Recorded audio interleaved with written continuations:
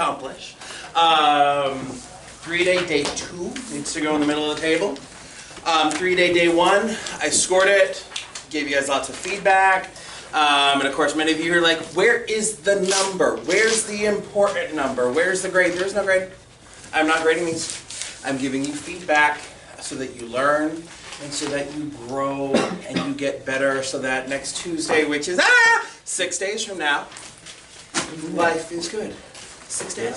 6 days, that's it. 6 little days, you can do anything for 6 days. And my wife challenged me last night. She's like, no, you can't. I'm like, yes, I can. She's like, can you stand underwater for 6 days? I was like, if I had to. There's nothing that says I have to survive the experience. I just have to stand underwater for 6 days. I could do that. I also would allow myself a snorkel. And a whiteboard. Or you could get like whatever. Whatever it takes, I will win the argument. Alright. Alright. So that's it. We get 6 little days left. 3-day day 1, you've got it. For the most part, things went well. The series question, mixed results, but hey, guess what? You did another one last night. You're going to do another one tonight.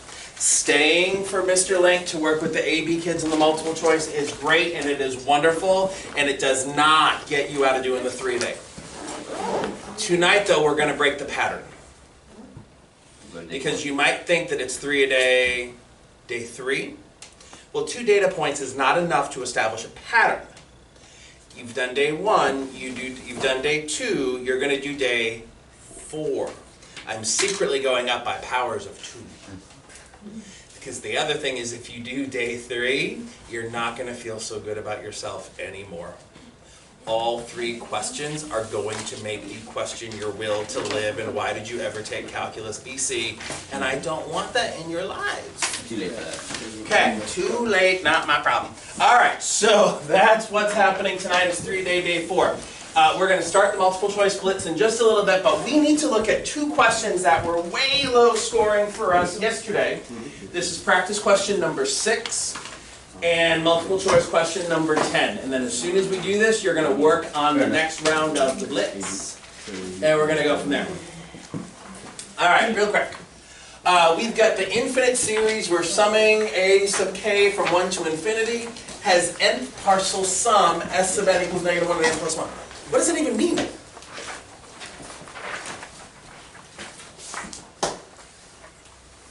Yeah, I think this is what happened yesterday. I don't really know what that means. Okay, everybody's okay with the series part, right? The series part just says add up a whole lot of stuff. In fact, how many of these things? All of them, an infinite number of things. The partial sum just says add up just the first n of them. So whatever n is, if you add up the first n, the answer is -1 to the n plus 1. So if I said, what's the sum of just the first 4 terms, that would be -1 to the first, which is -1. We do okay? What about if I said add up the first 5? You'd get -1 to the 6, which is 1. If I said add up to the first 6, that's -1 to the 7, you get -1. So what's the sum of the series? If you continue going forever, what's the sum of the entire series? It diverges. It diverges. The sum is either 1 or it's -1. Which one's it getting closer to? Neither. It's not getting closer to any of these. It's oscillating. Your sum, no matter how far out you go, if you're like, hey, I want to go out to infinity, your answer is either +1 or it's -1, which doesn't converge to anything. It's oscillating. It diverges. Okay? All right, the other one that we need to talk about real quick is question number 10. Question number 10, and then after this, you guys are immediately going to start on 11 through 22. What is the sum of the series? And we're summing from 1 to infinity, -2 to the n over e to the n plus 1. And this is, I thought 6 and 10 were really interestingly linked together. I want the sum of the series. And we've talked about this before at the very beginning of the unit on series. there's usually the first question that you ask about a series, and that first question is converge or diverge. And we've got a whole list of tests that we can use to test for convergence or divergence. Integral test, P-series test, telescoping series, all the things. Is everybody okay? First question is converge or diverge. That's always the important question. The second question, and we rarely ask the question, is what does it converge to? And the reason that we rarely ask the second question is it's hard to know. It's really hard to know what the sum would converge to. So if they're asking the question, it must be because there's something special about the series. Something that you need to recognize about the series.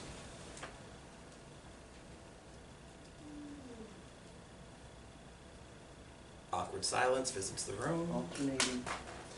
Yes, it is alternating. Let's write out the first couple of terms. If n's equal to 1, what do we got?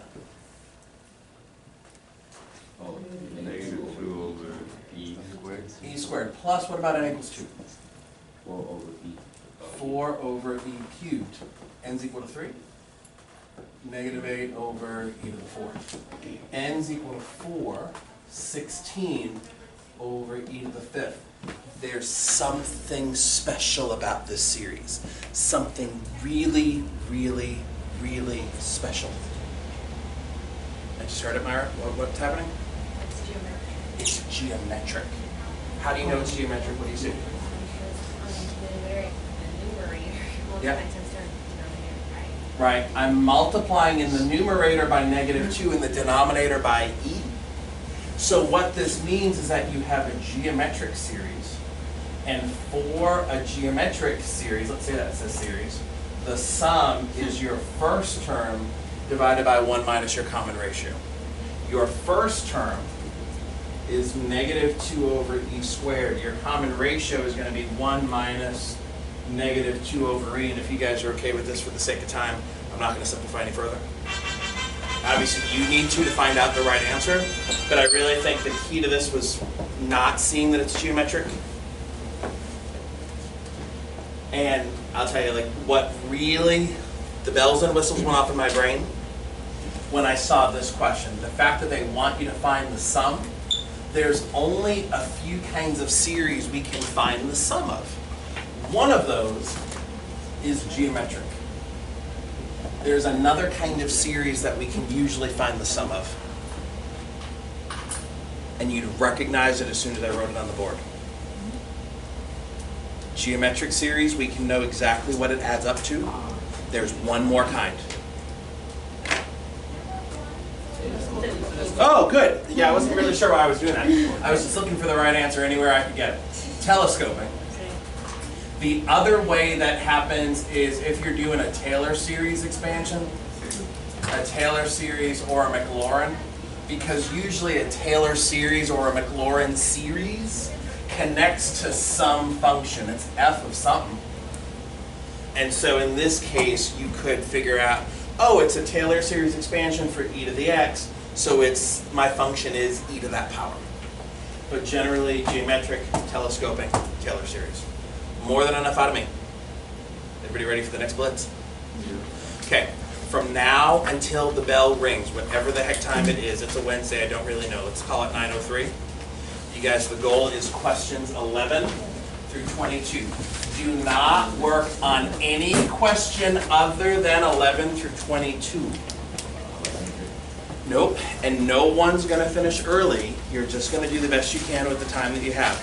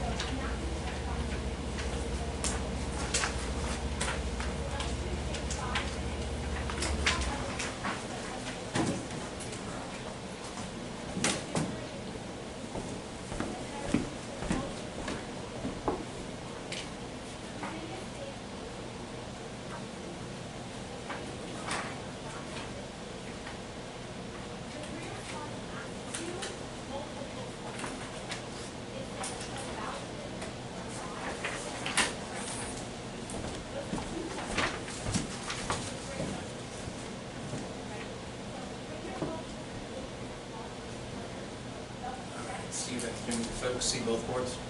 Yes. Okay,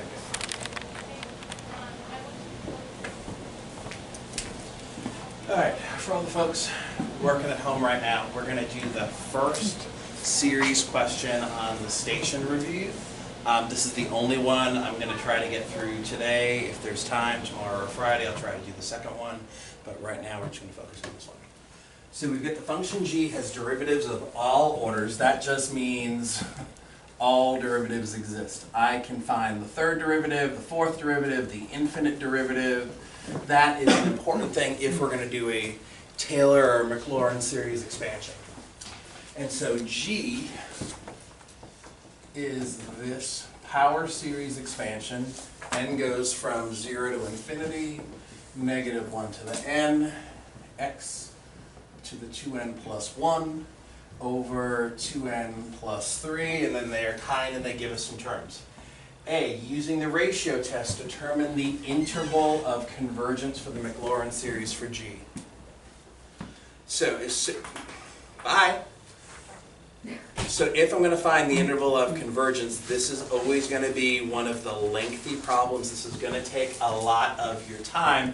They've told you to use the ratio test. The ratio test involves doing the limit as n approaches infinity of a sub n plus 1 divided by a sub n. You don't have to write this first part, but you do want to show me the next part, that it's the limit as n approaches infinity, negative 1, all the n's get increased by 1. So x to the 2n plus 1 divided by 2n plus 3. Ooh, I would have blown it there. All the n's get increased by 1. A sub n plus 1, replace every n with an n plus 1. Divided by a sub n, negative 1 to the n, x to the 2n plus 1 over 2n plus 3. Usually getting here, even if you don't do anything else, gets you the first point. Now, for those of you that are tempted to skip this initial setup, don't skip this setup. You want to show them that you understand how to do this ratio comparison, and now things start to get fun. Limit as n approaches infinity, absolute value, negative 1 to the n plus 1, x to the 2n plus 3, divided by 2n plus 5, times 2n plus 3, negative 1 to the n, x to the 2n plus 1. You can go straight to this step if that's okay. And now it's just a cancellation party. X to the 2n plus 1 cancels or reduces with x to the 2n plus 3, leaving you an x squared. 2n plus 5 in the denominator, 2n plus 3 in the numerator, those do not cancel at all. Negative 1 to the n, I can cancel with negative 1 to the n plus 1, and it leaves a negative 1. So I've got limit as n approaches infinity, absolute value of negative 1 times x squared times 2n plus 3 over 2n plus 5. Because we're taking the limit as n approaches infinity, I'm actually not too terribly worried about this part over here. This doesn't have to do with n, so it's just a matter of figuring out what's the limit over here. 2n plus 3 over 2n plus 5. The degrees are the same. We look at the leading coefficients. Those are both 2. And so your limit is going to be the absolute value of negative x squared, which is, of course, the same as the absolute value of x squared. And you're just comparing this to 1. If this limit expression is less than 1, we have convergence. If this limit expression is greater than 1, we have divergence. If it's equal to 1, we don't know. That's why we test the endpoints. Getting here was probably going to get you a second point. Now I have to ask the question, when is the absolute value of x squared less than 1? Well, that means that negative 1 is less than x is less than 1. This is the interior of convergence. It's not the interval of convergence, because now we check the endpoints. Stephen, if I'm all the way over here, is that okay, Chief? So we check the endpoints. X equals -1. Thanks, Stephen. We're going to plug in. N goes from 0 to infinity. -1 to the n. -1 to the 2n plus 1 over 2n plus 3. Well, if I clean this up a little bit, that's the same as the sum from 0 to infinity. -1 to the n, -1 to the 2n plus 1 is -1 to the 3n plus 1 over 2n plus 3. If you're not 100% sure what happens, list out the first couple of terms. If n is 0, we're going to get -1 to the 1, so that's -1/3. If n is equal to 1, -1 to the 3 times 1 plus 4, that's -1 to the 4th, that's 1 over 5. Plus n is equal to 2. -1 to the 3 times 2 plus 1, that's 7. That's -1 to the 7th over 7. The next one is going to be positive 1 over 9, and so on. I look at the terms, and I notice that they are alternating. Check. I notice that the a sub n's are decreasing in absolute value towards 0, therefore converges by the alternating series test. We're going to go through in a similar fashion. Test x equals 1. The sum goes from 0 to infinity, -1 to the n, this time 1 to the 2n plus 1 over 2n plus 3.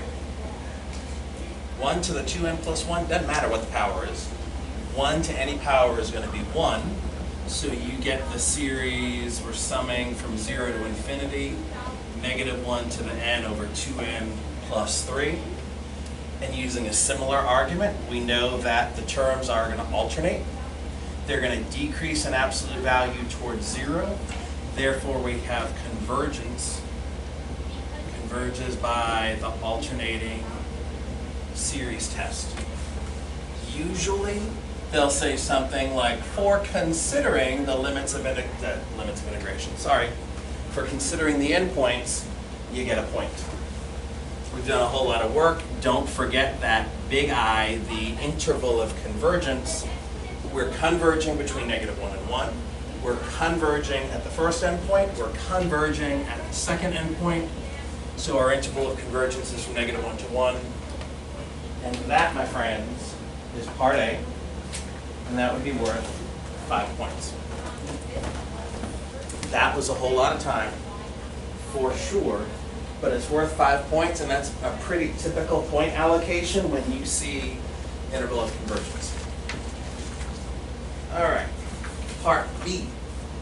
The Maclaurin series for G, evaluated at x equals 1/2, is an alternating series whose terms decrease in absolute value towards 0. They're alternating, they're decreasing in absolute value towards 0. Good news, what that means is I get to use the alternating series test. You've got all the conditions to say that the series G of 1/2 will converge. What does it converge to? I don't know right now. So what are they asking for? Sorry. By the alternating series test, G converges at x equals 1/2. We know we have convergence. I don't know what it converges to, and so let's keep reading. Show that the Taylor approximation for G of 1/2 using the first 2 non-zero terms. I need the first 2 non-zero terms to approximate G of 1/2. Well, let's do that. The first term is going to be when n is equal to 0. That's -1 to the 0. 1/2 to the first over 2 times 1/2 plus 3 is going to be 4. Why am I even doing that? They already told us that. Sorry. They said G of 2 is approximately 17 over 120. G of a half is approximately 17 over 120. So what this is telling me is if I use just the first two terms of this series, I'm going to get an approximation of 17 over 120. Okay. What we're being asked to show is that this approximation differs from G of a half by less than 1 over 200. So how am I going to show that G of a half, if I subtract 17 over 200, that absolute value is less than 1 over 200? This has everything to do with the fact that we have an alternating series that converges. The alternating series test says, or the alternating series remainder theorem says, that this difference is less than the next term in the expansion. They said use the first two terms, that's n equals 0 and n equals 1. This has to be less than the second term. Let's build that second term. Negative 1 squared, 1/2 to the 2 times 2 plus 1 power, which is 5, divided by 2 times 2 plus 3, which is 7. All I did is I replaced n with 2 and x with a half. You actually need to convince me that this is less than 1 over 200. Negative 1 squared is 1. 1/2 to the 5th, a half times a half times a half times a half times a half is 1 over 32 divided by 7. That's the same as 1 over 32 times 1 over 7. Yes, you need to multiply these out. You're going to get 1 over 224. This is the exact value of the third term. We needed to know that the difference between our estimate and the true value of G is less than 1 over 200. So what you have to do is show that your final comparison truly is less than 1 over 200. We've done that because 224 is bigger than 200. 1 over 224 is less than 1 over 200. Done. Part C, write the first 3 non-zero terms and the general term for the Maclaurin series for G prime. Let me fix up the board a little bit here.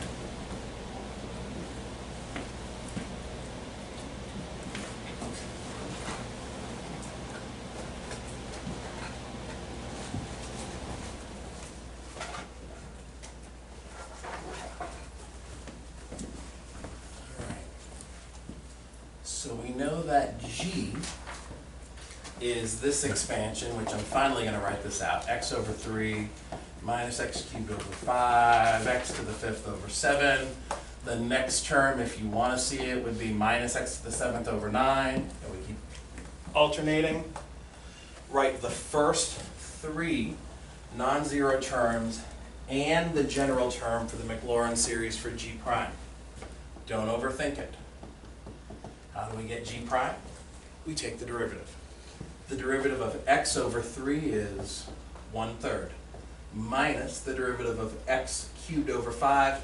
Don't worry about quotient rule. Your denominator is a constant. Derivative of x cubed is 3x squared over 5 plus derivative of x to the 5th over 7, 5x to the 4th over 7. Good news. These are the first 3 non-zero terms. That's at least 1 point. Now you need the generator. With the generator, this is where you look for a pattern, and you have to be careful. If this guy here is n equals 0, here's n equals 1, here's n equals 2, you've got to come up with the nth term. When we look at the nth term, we look at signs, we look at coefficients, we look at powers, and we look for a pattern. If n's equal to 0, I have no x term. If n's equal to 1, I have x squared. If n's equal to 2, I have x to the 4th. The power on the variable is always double the n value. So I know I'm going to have an x to the 2n power. That takes care of my exponents. I'm going to look at signs. I see that I'm alternating. But let's make sure we alternate in the right way. Because we're alternating, we have -1 to a power. It's either -1 to the n or -1 to the n plus 1. If n's equal to 0, let's see, negative 1 to the 0 is positive 1. If n's equal to 1, negative 1 to the 1 is negative 1. N's equal to 2, negative 1 squared is positive. Things are good here. I need to worry about the rest of the coefficients. I see the numerators are all odd. I see denominators are all odd. If n's equal to 0, I need 1 in the numerator. N's equal to 1, 3 in the numerator. N equals 2, 5 in the numerator. That's going to happen if I use 2n plus 1 in the numerator. The denominator is always odd, but 2n plus 1 won't do it. I'm going to need 2n plus 3 this time. A couple of ways you could think about that. You could go back and say, all right, 2 times 0 plus 1 doesn't do it, but what if I add another 2? 2 times 1 is 2 plus 1, I need odd is 3. Add another 2 to get 5. That works. Or you could look at the coefficient in the numerator and say, well, if I compare the coefficient in the numerator to the coefficient in the denominator of the denominator is always 2 more. So 2n plus 1 plus 2 is 2n plus 3. Don't forget the plus dot dot dot. That has got to be worth another point. So 5 points on part A, that is where I would spend my time. I'd spend all my time there if I feel really good about interval of convergence. Part B is an error estimate problem. Those sometimes not so kind. And then part C, just a straightforward take a derivative, come up with a generator. This is something you need to be really good at. I'm going to stop at this point. I'm going to find some time later to film the solution to question number 16. See you guys later.